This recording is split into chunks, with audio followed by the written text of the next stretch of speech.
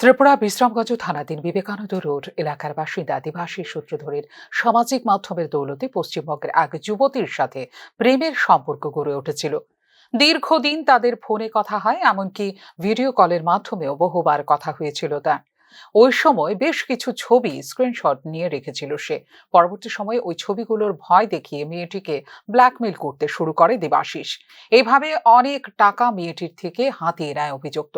এই অভিযোগে বাগুইহাটি থানায় তার বিরুদ্ধে মামলা দায়ের করে মেয়েটি। পশ্চিমবঙ্গের বাগুইহাটি থানার পুলিশ এই মামলা সম্পর্কে বিশ্রামগঞ্জে এসে এই সাইবার ক্রাইম সম্পর্কে থানায় জানিয়ে গ্রেপ্তার করেছে অভিযুক্তকে। অভিযুক্ত দেবাশিস সূত্রধরকে গ্রেপ্তারের বিষয়ে বাগুইহাটি থানা পুলিশকে সহযোগিতা করেছে বিশ্রামগঞ্জ থানার পুলিশ আধিকারিক।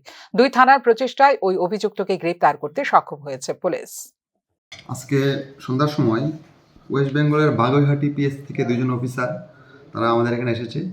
তাদের এখানে একটা উমেন রিলেটেড সাইবার ক্রাইম কেসে, যার কেস নাম্বার 752/2024, ওই কেসে তারা আমাদের বিশ্রামগঞ্জ থানার সহযোগিতা নিয়ে বিশ্রামগঞ্জ বাজার রেড করে এবং সেখান থেকে তারা ওই কেসের FINMDP দেবাশিস সূত্রধর নামে একজনকে তারা অ্যারেস্ট করেছে। তারা আজকে আমাদের এখানে আসামিকে রাখবে, সেফ কাস্টডির জন্য তারা প্রেয়ার দিয়েছে। আগামীকাল সকালে তার ফ্লাইটে তারা আসামিকে নিয়ে কলকাতায় চলে যাবে।